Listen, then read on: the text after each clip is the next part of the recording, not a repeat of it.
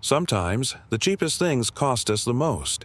For Ethan, a broken Navy SEAL seeking silence, a $5 deed to a mountain cabin seemed like a bargain. But when he opened that door, he didn't find peace. He found a growling German shepherd guarding a trapdoor to a deadly secret. What lies beneath the floorboards? And why is a ruthless corporation ready to kill for it? As a winter storm traps them together, a soldier and a dog must forge an unbreakable bond to survive the night. This is a tale of redemption, loyalty, and the miracles hidden in the dark. Before the snow falls, hit that subscribe button to join our pack. Let's begin. The wind howled through the San Juan Mountains, carrying the biting scent of pine and the promise of an early winter snowstorm that threatened to bury the valley in white silence.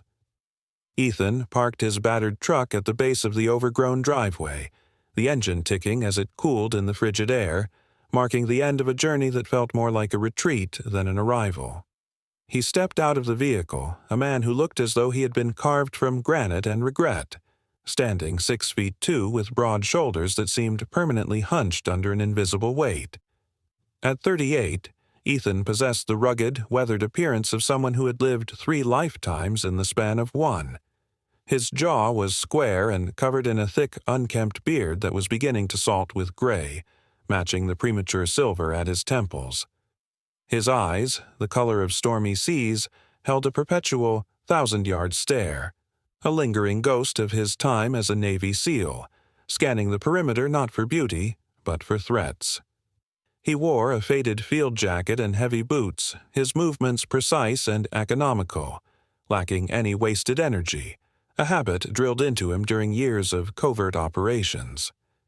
This cabin, purchased for a laughable $5 from the estate of a man named Samuel Hartwell, was supposed to be his sanctuary, a place where the noise of the world and the screaming memories of the night his brother died in his arms could finally fade into the quiet hum of nature. Ethan pushed open the heavy oak door, which groaned in protest against its rusted hinges, and stepped into the gloom of the cabin's interior. The air inside was stale, thick with the smell of old cedar, dust, and something muskier, more primal. Sunlight filtered through the grime-streaked windows, illuminating dancing dust motes, but the corners of the room remained swallowed by shadows. He took a step forward, his boots echoing on the hardwood, but froze instantly as a low, rumbling growl vibrated through the floorboards, a sound that triggered every survival instinct he had tried to bury. Emerging from the hallway leading to the back bedroom was a massive German shepherd, its coat a mix of dark sable and tan, matted in places but covering a frame of pure muscle. This was Bear, a creature of about 5 years old, possessing a regal but battle-worn dignity. His left ear was slightly notched, likely from a fight with a coyote, and his amber eyes burned with a fierce, protective intelligence that Ethan recognized all too well. It was the look of a soldier holding the line. Bear did not bark, he simply lowered his head, baring white teeth, his body forming a solid wall between the intruder and the room behind him. Ethan's hand instinctively went to the knife clipped to his belt, his breathing shifting into a controlled rhythm, his mind flashing back to the sandbox, to the ambush, to the feeling of helplessness. The dog wasn't just aggressive. He was guarding something. And for a split second, man and beast stood locked in a silent standoff, 2 predators recognizing the lethality in the other. Just as the tension threatened to snap into violence, the front door creaked open again, and a sharp voice cut through the heavy air. "Bear, stand down!" Ethan spun around, his muscles coiling, to find a young woman standing in the doorway, breathless and flushed from the cold.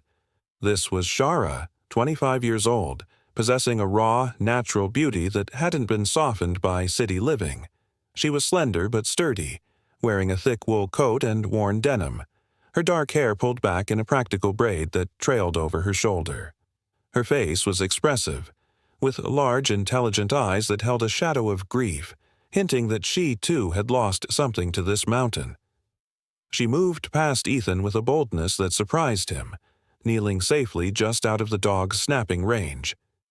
"Easy, boy. He's not here to hurt them." she murmured, her voice dropping to a soothing cadence. She looked up at Ethan, her gaze assessing him without fear. "You must be the buyer. I'm Shara from the property next door, and this," she gestured to the growling sentinel, "is Bear. He belonged to Samuel. He hasn't left this spot since Samuel died." Ethan slowly released the grip on his knife, watching as the dog's hackles lowered slightly, though the suspicion in those amber eyes didn't waver. "He comes with the house?" Ethan asked, his voice raspy from days of silence. Shara stood up, brushing dust from her knees. "He comes with the mission. He's guarding Samuel's legacy, and his own family." She pointed to the dark bedroom behind the dog, where the faint, high-pitched mewling of puppies could be heard. Ethan looked from the woman to the dog, and then to the darkness where new life was wriggling blindly. He saw the way Bear positioned himself, willing to die to protect those helpless sounds, and he felt a crack in the armor he had welded around his heart. It reminded him of his brother who had stood his ground in that alleyway in Fallujah, so Ethan could pull the rest of the team to safety. A sacrifice that had left Ethan alive, but hollow. He realized he couldn't kick this animal out into the snow. To do so would be a betrayal of the very code that still governed his shattered life. The deed said $5, but the cost was clearly going to be much higher. He sighed, the sound heavy with resignation, and unzipped his jacket, the aggression bleeding out of his stance. "I'm not throwing him out," Ethan said quietly, meeting Bear's gaze with a newfound respect. "He was here first." Shara's face softened, a small, sad smile touching her lips as she realized the new owner wasn't just another corporate suit coming to strip the land. "I'll help you get settled," she offered. Ethan nodded, looking at the dog, a fellow broken warrior left behind by the dead. "Looks like we're roommates, buddy," Ethan muttered to the shepherd. "Just don't expect me to be friendly." Bear didn't wag his tail, but he stopped growling, accepting the truce with the quiet dignity of a king granting audience, as the wind outside began to howl with the first flakes of the coming storm. The heavy snowfall that had threatened the valley finally descended, wrapping the cabin in a suffocating blanket of white that isolated Ethan from the rest of the world, a solitude he found both comforting and familiar. For 3 days, the truce between man and beast was negotiated in calories and silence. Ethan would toss strips of dried venison jerky toward the bedroom door, and Bear would emerge from the shadows to accept the offering, his amber eyes watching Ethan's hands with an intensity that suggested he was calculating the kill radius of a grenade.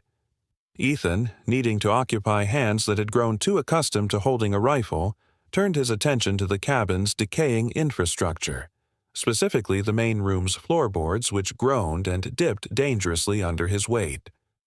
He worked with the methodical precision of a man dismantling a bomb, prying up the rotted oak planks with a crowbar, the physical exertion burning away the edges of his insomnia. Bear, initially suspicious of the noise, eventually settled near the fireplace, his massive head resting on his paws, watching the construction with the supervisor's critical gaze. It was during this demolition that Ethan's crowbar struck something that didn't sound like wood. A metallic clank echoed through the room, distinct and hollow. Clearing away the debris and layers of grime that had accumulated over decades, he found not a foundation stone, but a steel latch flush with the subflooring, cleverly concealed beneath a false joist. It was a piece of engineering that spoke of paranoia and professional skill, the kind of hidey hole a man builds when he expects his door to be kicked in. With a grunt of exertion, Ethan hauled the trapdoor open, revealing a rush of cold, stale air that smelled of old paper and subterranean dampness. He clicked on his tactical flashlight, the beam cutting through the gloom to reveal a narrow wooden staircase descending into the earth. Bear stood at the edge of the opening, whining softly, a sound of recognition rather than fear. This was a place the dog knew. Ethan descended, his boots crunching on the stone floor of a basement that was far more sophisticated than the cabin above suggested. It wasn't a root cellar, it was a command center frozen in time. A heavy workbench dominated the space, covered in geological survey equipment. spectrometers, core sample drills, and drafting tools, all untouched but preserved. The walls were plastered with topographical maps of the San Juan Mountains, covered in frantic red marker annotations, circling specific coordinates that formed a jagged scar across the western ridge. In the center of the desk lay a leather-bound journal, its cover worn smooth by nervous hands. Ethan opened it, his eyes scanning the neat, cramped handwriting of Samuel Hartwell. The entries began as dry, scientific observations, but quickly devolved into the desperate chronicle of a man watching a crime unfold. Samuel hadn't just been a generic employee. He was the lead geotechnical engineer for Apex Corp., a massive mining conglomerate. The journal detailed how Apex had discovered a massive illegal deposit of neodymium, a rare earth mineral critical for guidance systems and batteries, underneath protected federal land. The text grew more erratic as Ethan flipped the pages. Samuel described how he tried to whistle-blow, to report that the extraction methods Apex planned would destabilize the entire mountain range. Then came the entry that made Ethan's blood run cold, dated 5 years ago. They aren't listening. They are accelerating the timeline. The vibrations from the blasting are already fracturing the limestone shelf above the old worker tunnels. If they blow the charge tomorrow, the whole sector collapses. They know it. They don't care. It's cheaper to pay the death benefits than to halt the extraction. The following entry, written in shaky script, confirmed Ethan's worst suspicions. The collapse had happened. 12 men died. Apex Corp controlled the narrative, painting Samuel as the negligent engineer who miscalculated the load-bearing capacity, destroying his reputation and driving him into this isolation. He had been framed for mass murder to cover up a billion-dollar theft of public resources. Ethan looked up from the book, the shadows of the basement feeling suddenly crowded with the ghosts of the men who died in the dark. He wasn't just looking at a property dispute, he was looking at a kill box. As he turned to leave, a sharp yelp from upstairs shattered his concentration. Ethan scrambled up the ladder to find Bear pacing frantically by the exposed floor joists. In the chaos of the renovation, a rusted nail protruding from a discarded plank had torn a jagged gash along the dog's flank, reopening an old, poorly healed scar. Blood was matting the thick fur, and the dog was snapping at the air, pain overriding his discipline. Ethan didn't hesitate. He didn't see a wild animal. He saw a wounded teammate. "Easy, buddy. Easy," Ethan murmured, his voice dropping into the low, commanding frequency he used to calm panicked rookies under fire. He moved slowly, grabbing his medkit from his rucksack. Bear bared his teeth, a low growl rumbling in his chest, but he didn't retreat. The pain was too great, and the memory of Samuel's gentle hands perhaps lingered. Ethan approached, his body language submissive but firm. "I got you. I'm not going to hurt you." He reached out, his hand hovering over the wound. For a heartbeat, the dog tensed, ready to strike, but then, perhaps sensing the competence in Ethan's touch or the smell of antiseptic that signaled help, Bear exhaled and slumped to the floor. Ethan worked quickly, cleaning the wound with saline and stitching the skin with the deft, steady hands of a combat medic. When he finished and wrapped the bandage, he sat back, exhausted. Bear didn't move away. Instead, the great beast rested his heavy head on Ethan's knee, letting out a long sigh. In that quiet moment, surrounded by the smell of sawdust and blood, the hierarchy shifted. They were no longer landlord and squatter, they were a pack. The morning sun reflected off the fresh snow with a blinding intensity, masking the darkness that had settled over the valley decades ago. Ethan left Bear guarding the cabin, a responsibility the shepherd accepted with a stoic nod, and trudged through the drifts toward the neighboring property, Samuel's journal tucked securely inside his jacket like a piece of burning coal. The neighbor's house was a small, fortified structure that seemed to shrink away from the looming mountain, much like its owner.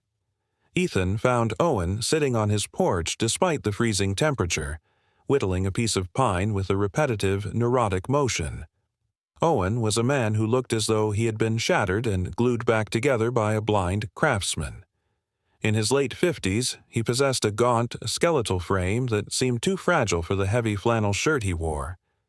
His face was a map of deep fissures, his skin possessing the gray, translucent quality of someone who hadn't seen enough sun in years, and his left eye twitched involuntarily at the sound of Ethan's approaching boots.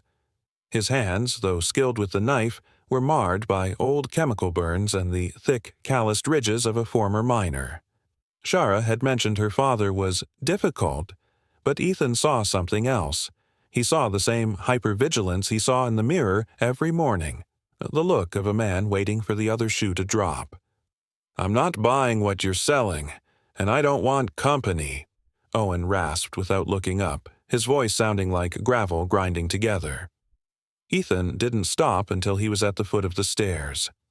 "I'm not selling anything. I found Samuel's basement." The knife in Owen's hand slipped, slicing a thin line into his thumb, but he didn't flinch. He just stared at the blood welling up, his breathing hitching. "Samuel was a fool," Owen whispered, his eyes finally meeting Ethan's. They were watery and pale blue, swimming with fear and a deep, fermented shame. "He dug where he shouldn't have. You go back to your cabin, soldier. Forget you found anything." Ethan stepped onto the porch, his shadow falling over the older man. He pulled the leather-bound journal from his jacket and dropped it onto the small table between them. The heavy thud sounded like a gavel strike. "He documented everything, Owen. The neodymium, the structural instability, the blast order, and he mentioned you. He said you were the only one who could corroborate the timeline." Owen stared at the book as if it were a venomous snake. He began to shake, a violent tremor that rattled the whittling knife against the wood. "They said it was an accident," Owen choked out, tears cutting tracks through the grime on his cheeks. "But Samuel, he came to me 10 minutes before the shift change. He was pale as a ghost. He told me to get out, to run and not look back. He saved my life." "Then why didn't you speak up?" Ethan asked, his voice hard, lacking pity. He needed the truth. "Not all excuses." Owen looked toward the window where Shara was visible inside, moving through the kitchen. The older man's face crumbled. "Because the day after the funeral, 2 men in suits came to my hospital bed. They didn't threaten me. They showed me pictures of Shara, at school, at the park, asleep in her bed." Owen sobbed, a wretched, broken sound. "They told me that industrial accidents are tragic, but house fires are worse. I'm a coward, son. I let Samuel's name be dragged through the mud to keep her breathing." Ethan felt the anger drain out of him, replaced by a cold, tactical resolve. This wasn't just corporate negligence. It was organized terror. "You're not a coward, Owen. You're a father," Ethan said quietly, taking the journal back. "But the statute of limitations on their threats just ran out. I'm taking over the watch." Ethan returned to his property with a new weight on his shoulders, his senses dialed up to maximum lethality. As he approached the cabin, he saw a scene that would have been peaceful to anyone else. Bear was lying in the snow, while 2 puppies tumbled over his massive paws. These were the offspring, roughly 5 months old now, growing fast on the food Ethan provided. He had named the bolder, darker male Alpha, and the smaller, more observant female Bravo. Alpha was yipping and tugging at Bear's ear, but Bear wasn't playing. The large shepherd was standing rigid, his nose pointed toward the eastern ridge, the fur along his spine standing up in a serrated ridge. Alpha and Bravo, sensing their sire's tension, ceased their play, dropping low to the ground, their ears swiveling. Ethan stopped 50 yards out, dropping to a crouch and pulled a compact pair of binoculars from his pocket. He followed Bear's line of sight, scanning the dense tree line where the property abutted the national forest. At first, there was nothing but pine and shadow. Then, a flash of unnatural color, a patch of white that didn't match the snow. Movement. Ethan focused the lenses. 300 yards up the slope, 2 figures were moving with professional efficiency. They wore high-end winter camouflage, not the hunter orange required by law. They weren't carrying rifles. They were carrying tripods and heavy orange cases. Ethan watched as one man knelt and began driving a metal spike into the frozen earth while the other checked a tablet. To an untrained eye, they looked like surveyors. But Ethan recognized the equipment from his time in Afghanistan, where they used similar tech to map cave systems. These weren't standard survey markers. They were seismic sensors and localized triangulation beacons. Apex Corp wasn't just watching. They were preparing the ground. They were mapping the subterranean instability to trigger a natural landslide that would bury the cabin, the basement, and the evidence forever. Ethan lowered the binoculars, his jaw setting into a grim line. The enemy was inside the wire. He looked at Bear, who let out a low, warning bark. "Good boy," Ethan whispered, checking the safety on the sidearm he now carried under his coat. "Get the kids inside. We've got work to do." The snow began to fall in heavy, wet sheets, transforming the landscape into a grayscale blur that swallowed sound and distance alike, a condition Ethan referred to as ghost weather. It was the perfect cover for an ambush and the perfect shroud for a grave. Inside the cabin, the atmosphere was thick with a terrifying urgency. Ethan ushered Shara toward the hidden trapdoor in the living room floor, her face pale but her jaw set with a stubborn resolve that reminded him of the granite peaks outside. She clutched the two puppies, Alpha and Bravo, against her chest. The young dogs were whining softly, picking up on the sharp scent of adrenaline spiking in the humans. "Stay down here," Ethan commanded, his voice devoid of emotion, operating purely on tactical autopilot. "Do not open this door unless you hear my voice or Bear scratches 3 times. If you hear shots and then silence, you wait for dark, take the tunnel exit we found on the map, and you run." Shara nodded, descending into the cool darkness of Samuel's command center, the heavy steel latch clicking shut above her, sealing her in the very tomb the enemy intended to create. Ethan turned to Bear. The massive shepherd was pacing by the window, a low rumble vibrating in his chest that sounded like distant thunder. "Work time," Ethan whispered. Bear stopped pacing and looked at him, his ears pinned back, lips drawn tight. He understood. Ethan didn't wait inside the cabin. A fatal funnel was a death sentence for a lone operator.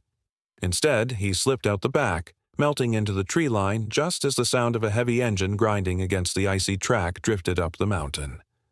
A black, modified Land Rover struggled over the ridge, its tires chewing through the fresh powder before coming to a halt 50 yards from the porch.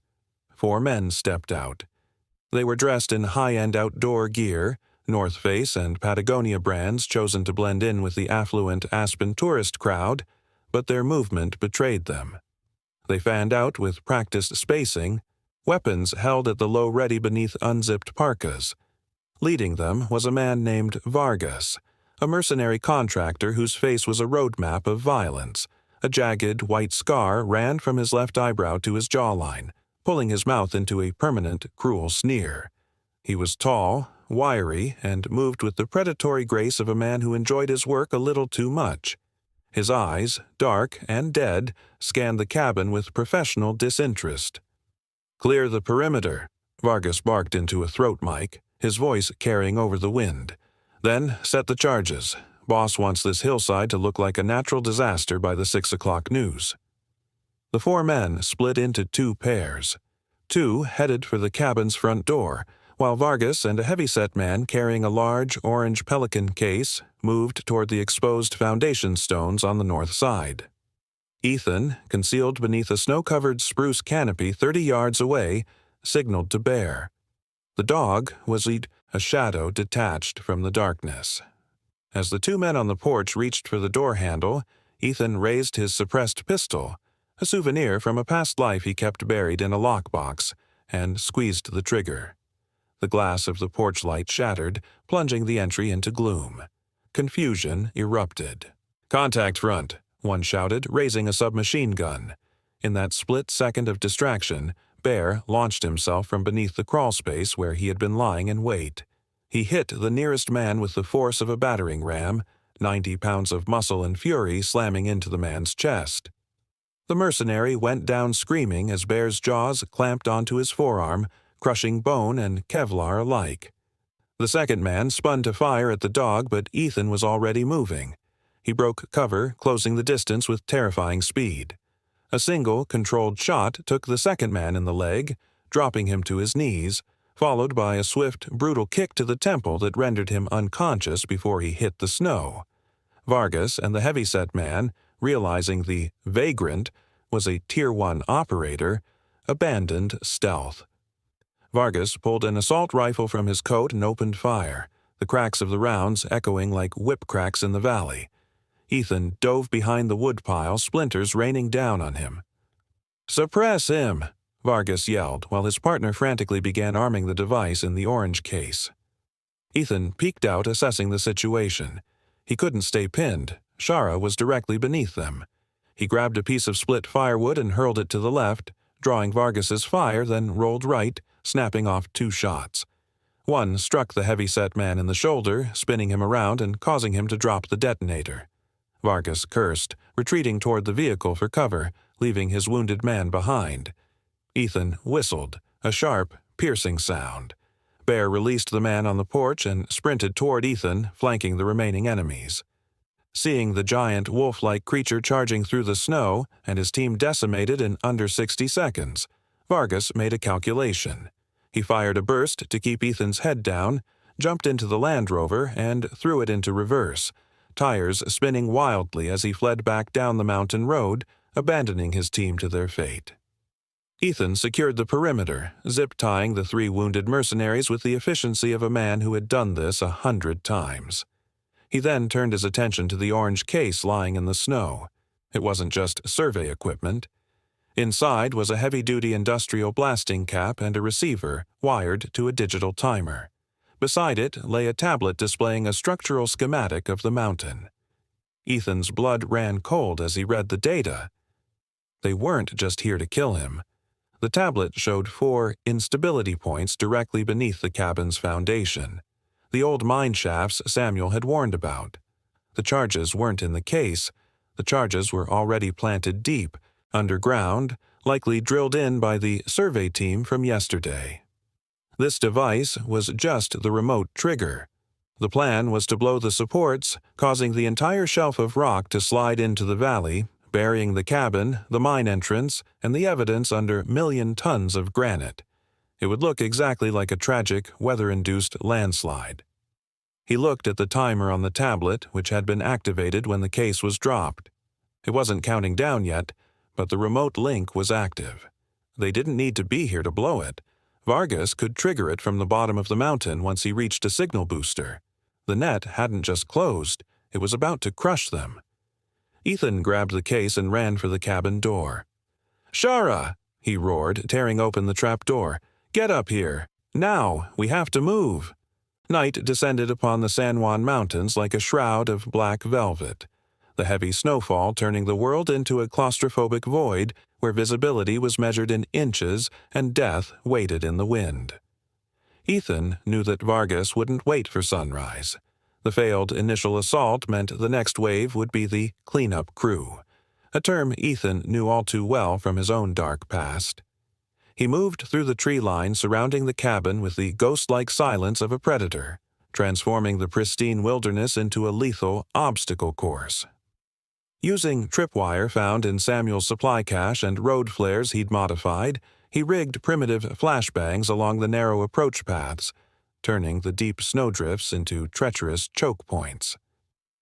Inside the cabin, Shara huddled near the trap door, clutching Alpha and Bravo, while Owen, who had slipped in through the back during the chaos of the first attack, looked less like a trembling victim and more like a man facing his execution with sudden, grim acceptance. His hands, usually shaking, were steady as he gripped a rusting pickaxe handle, his pale blue eyes hardening into flint. "They'll come from the ridge," Owen rasped, his voice low. "It's the only blind spot for the wind." Ethan nodded, checking the bolt of his sniper rifle. "I know.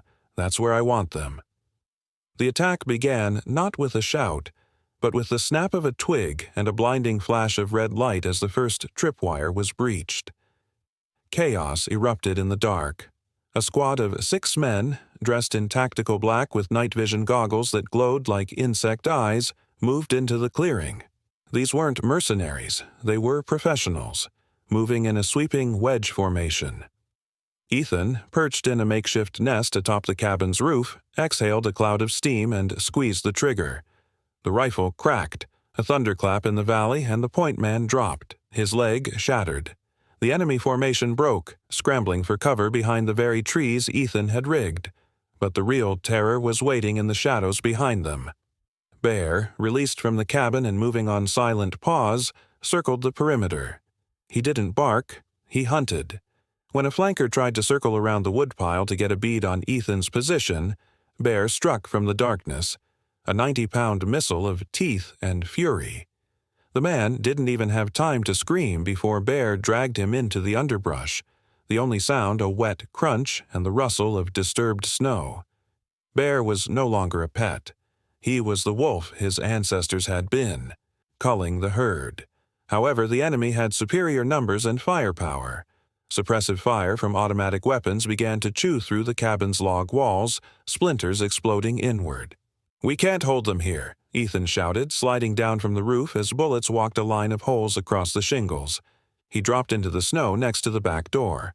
Owen grabbed his arm, his grip surprisingly strong. "The old ventilation shaft," Owen shouted over the roar of a gunfire. "It comes out right behind the ridge where their commander is. I can lead you. It's tight, but we fit." It was a suicide run, or a stroke of genius. Ethan signaled to Shara. "Go, down the hatch, stay deep." But as Shara moved to retreat, a second team breached the perimeter fence, flanking their position. A mercenary raised his rifle, leveling it not at Ethan, but at Shara, who was exposed in the doorway. Time seemed to stretch into an agonizing slow motion. Ethan was too far, his rifle bolt empty. But Bear was there. The shepherd launched himself across the porch, intercepting the line of fire just as the mercenary pulled the trigger. A yelp of pain cut through the battle noise as the bullet grazed Bear's shoulder, spinning the dog around in a spray of bright arterial blood against the white snow. Bear hit the ground but immediately tried to rise, snarling, placing his wounded body between the gunman and the woman. In that frozen second, the present vanished for Ethan. He didn't see a dog and a woman. He saw a dusty alley in Fallujah. He saw his younger brother Liam stepping in front of an insurgent's AK-47 to save a pinned-down squad mate. He saw the life drain from Liam's eyes, the same look of confused devotion that was now in Bear's amber gaze. Something inside Ethan, the dam holding back a decade of grief and restraint, shattered completely. The 1,000-yard stare vanished, replaced by a white-hot focus of pure, unadulterated violence. He didn't just react, he flowed. Drawing his sidearm and his combat knife, Ethan let out a roar that was less human and more primal than anything the mountain had ever heard. He charged the flanking team, ignoring the bullets whipping past him. He was a whirlwind of lethal efficiency, closing the distance before they could adjust their aim. He tackled the shooter, the knife finding the gap in the body armor, then spun to put 2 rounds into the second man's knee and shoulder. It wasn't combat anymore. It was an execution. He stood over the groaning men, chest heaving, his eyes wild, the ghost of his brother finally screaming alongside him. He looked at Bear, who was limping but still standing, and then at Owen. "Lead the way," Ethan growled, his voice sounding like grinding metal. "We're going to finish this." The mountain groaned, a deep tectonic rumble that vibrated through the soles of Ethan's boots and settled in the pit of his stomach like lead. It wasn't the wind anymore. It was the countdown. Deep within the labyrinth of the old mine ventilation shafts, the air was thick with the taste of coal dust and impending doom. Ethan moved in a crouch, his sniper rifle slung across his back, following the erratic, desperate pace of Owen, who navigated the pitch-black tunnels by memory and touch alone. Above them, on the surface, the chaotic firefight had shifted. The Apex mercenaries, realizing they were losing men to a ghost in the woods, had initiated the scorched earth protocol early. Vargas wasn't waiting for a clean extraction. He was going to bury the evidence and the witnesses immediately. "Faster," Ethan hissed, checking the luminescent dial of his watch. "We have less than 10 minutes before the primary charges blow." Owen, his face streaked with grime and sweat, nodded frantically, his breathing ragged. "The central junction," Owen gasped, pointing to a rusted ladder leading up. "It puts us right behind their driller rig. That's where the signal booster is." Meanwhile, near the concealed tunnel exit where Shara had taken cover, the war had come to her. Alpha and Bravo, the two shepherd puppies who had known only the warmth of the cabin and the playful roughhousing of their father, were now standing guard. Their hackles, soft puppy fur usually stroked by Shara, were raised in a primitive imitation of bear. From the tree line, a mercenary who had circled wide to flank Ethan's position was creeping toward the tunnel mouth, silhouetted against the snow. He moved silently, but he couldn't fool the nose of a predator, even a young one. Bravo let out a sharp, high-pitched bark, followed instantly by a guttural growl from Alpha. The noise cut through the wind, alerting Shara, who scrambled back into the shadows just as a burst of suppressor fire chewed up the snow where she had been crouching. The warning gave Ethan, who had just emerged from the vent shaft 50 yards away, the split second he needed. He didn't have a clear shot at the mercenary, but he had a clear line of sight to a propane tank the enemy had set up for their field heaters. One shot. The tank exploded in a fireball, throwing the mercenary backward and creating a chaotic diversion that illuminated the enemy command post. Ethan sprinted toward the Apex command tent, a high-tech canvas structure protected by the chaos. Bear, limping heavily from the bullet wound in his shoulder but fueled by a terrifying adrenaline, ran at his heel. The dog suddenly veered left, away from the tent and toward a cluster of heavy machinery sitting atop the main mine shaft. Bear barked, a sharp, distinct sound Ethan had learned meant threat. He was signaling the location of the accelerant charges. "Owen, the valve!" Ethan roared, tossing the heavy, military-grade satellite uplink unit he'd salvaged from Samuel's basement to Shara, who had crawled out of the tunnel. "Connected. Green button." Ethan dove into the command tent, colliding with the communications officer. It was a brutal, close-quarters brawl. Ethan used the stock of his rifle to shatter the man's jaw, then spun to face the monitors. He jammed Samuel's encrypted hard drive into the terminal. The screen flashed. Uplink active. Signal acquired via NORAD relay. Samuel had prepared for this. He had stolen access codes for a defunct military satellite. The progress bar began to crawl. 10%, 20%. Outside, the ground bucked violently. Vargas, seeing his operation crumbling, had manually triggered the secondary detonators.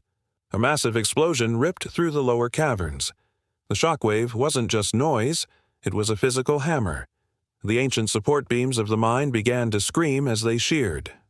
"The pressure wave!" Owen screamed, his eyes wide with horror. "It's heading for the methane pocket. If it hits the main chamber, the whole peak comes down." There was only one way to stop it. A massive, rusted blast door that separated the old workings from the new extraction zone.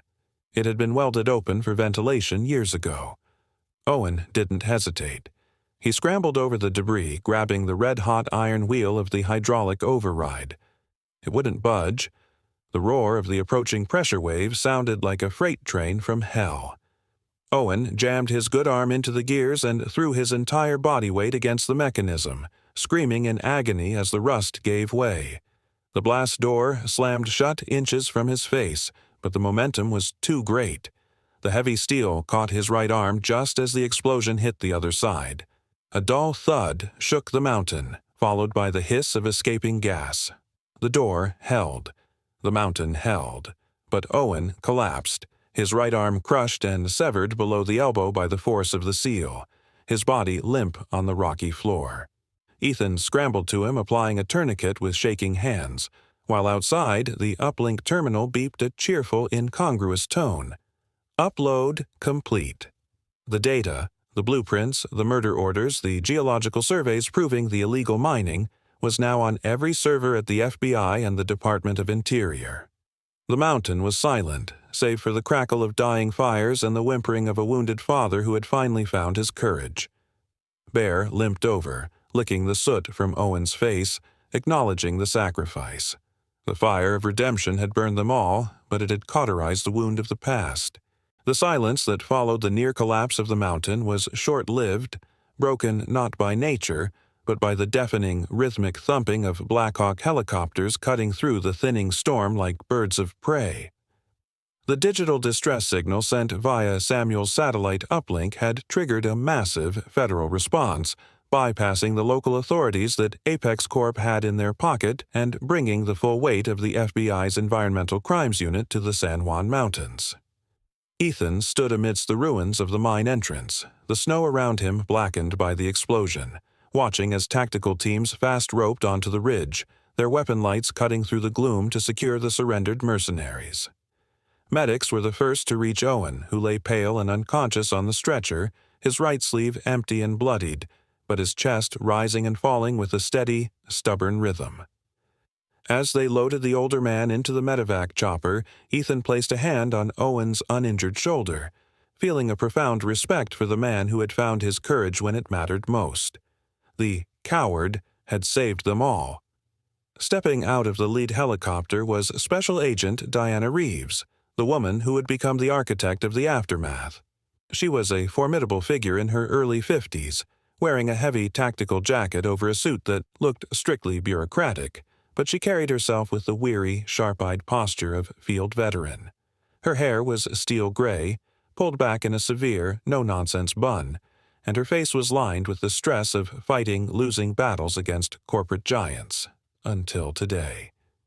She approached Ethan, looking from the dead mercenaries to the massive German shepherd limping at his side, and then to the terrified but safe Shara holding the puppies.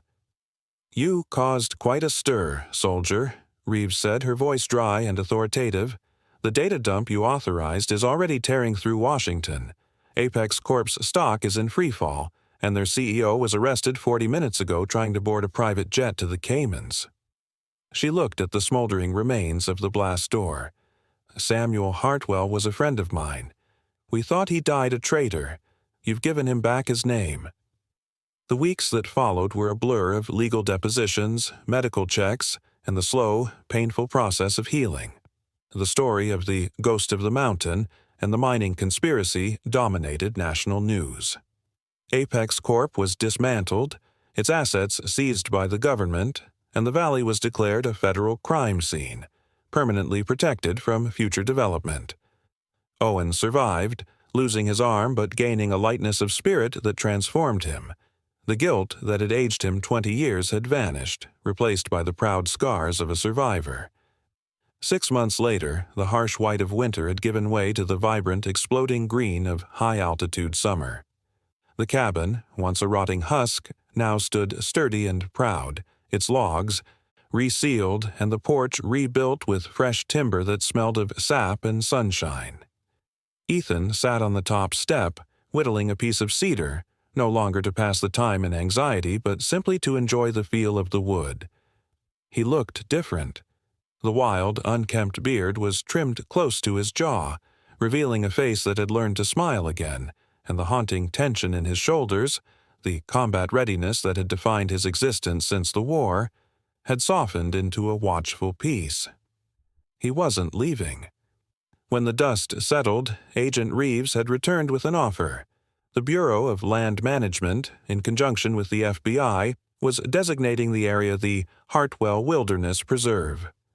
They needed a warden, a federal guardian with the skills to patrol 10,000 acres of rugged terrain and the temperament to handle threats without backup. It was a job description written for one man. Ethan looked out over his domain. Sitting beside him was Shara, who had blossomed in the safety of the new reality. She wore a simple sundress and hiking boots, her laughter now a frequent sound that chased away the ghosts of the valley. Her hand rested comfortably on Ethan's arm, a silent testament to the bond formed in the fire. But the true kings of the mountain lay at their feet. Bear, his shoulder fully healed though bearing a jagged strip of hairless skin as a badge of honor, lay with his head on his paws, his amber eyes half closed but missing nothing. Flanking him were Alpha and Bravo, no longer tumbling puppies but sleek, powerful adolescents, nearly 60 pounds each. Alpha had grown into a dark, imposing replica of his father, serious and protective, while Bravo was leaner, quicker, with a mischievous intelligence in her gaze. They wore official vests marked K9 Unit, Federal Preserve, symbols of their new life as working dogs trained by a Navy SEAL. As the sun began to dip behind the western peaks, painting the sky in violent, beautiful shades of violet and gold, a hawk cried out in the distance. Bear's ears twitched, and he looked up at Ethan. Ethan rested his hand on the great dog's head, feeling the solid warmth of the creature that had saved his soul. He thought of his brother, Liam, and for the first time in years, the memory didn't bring pain, only a quiet gratitude. He had found his mission. He had found his pack. "We're home, buddy," Ethan whispered. The sun vanished below the horizon, leaving the mountain in the care of its guardians, safe under the watch of the soldier and the wolf. Ethan's journey reminds us that the path to redemption is rarely a straight line, but it is always guided by a higher power. What seemed like a chance encounter with a $5 cabin and a protective dog was actually a divine appointment, a testament to the fact that God often places our greatest miracles behind the doors we are most afraid to open.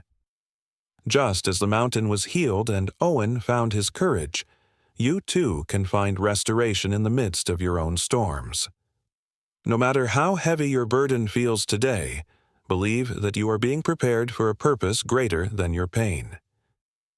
If this story of second chances and faith resonated with you, please share it to spread the hope. Subscribe to our channel and tell us in the comments how you have witnessed miracles in your own life. May God bless you, watch over your family, and guide your steps until our next story.